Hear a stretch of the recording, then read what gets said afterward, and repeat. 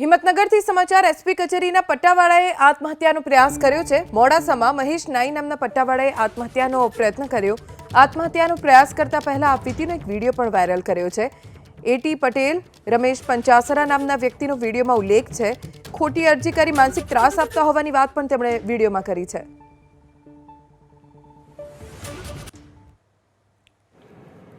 હું પોલીસ અધિક્ષક સાબરકાંઠાની કચેરીમાં નોકરી કરું છું।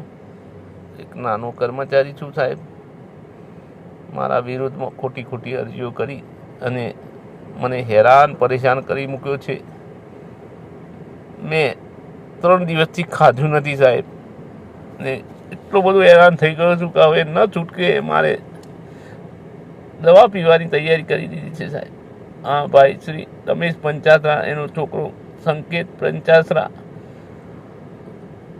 અન્ય વ્યક્તિઓને ભેગા કરી આ લોકો મારા વિરુદ્ધમાં ખોટી અરજી ઓનલાઈન મુખ્યમંત્રીના કાર્યક્રમો કરી છે અને મને ખોટી રીતે હેરાન કરવામાં પ્રયાસ કરી રહ્યા છે। હું આ લોકોને કશું જાણતો નથી। મેં મારું ઘર બનાવ્યું ત્યારે મેં પેમેન્ટ ચૂકવી દીધેલું હોય તો આ લોકો મારી છોટે ખોટા પૈસા માગી રહ્યા છે।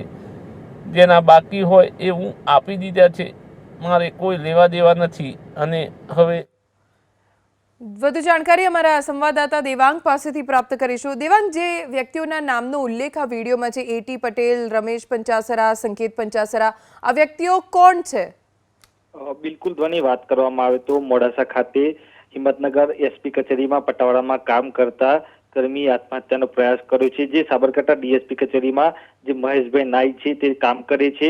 આજે આત્મહત્યા કરતા પહેલા સોશિયલ મીડિયામાં એક વિડીયો વાયરલ કરવામાં આવ્યો હતો, જેમાં ઉલ્લેખ કરવામાં આવ્યો છે તેમને મકાન બનાવતી વખતે લીધેલા જે રૂપિયા હતા, જે ચૂકત આપ્યા હતા, છતાં તે આજે એટી પટેલ અને રમેશ પંચાસરા જે ફાઇનાન્શિયલ છે તે જે કર્મી છે તેની પાસે માગણી કરી રહ્યા હતા, સતત ટોર્ચર કરી રહ્યા હતા।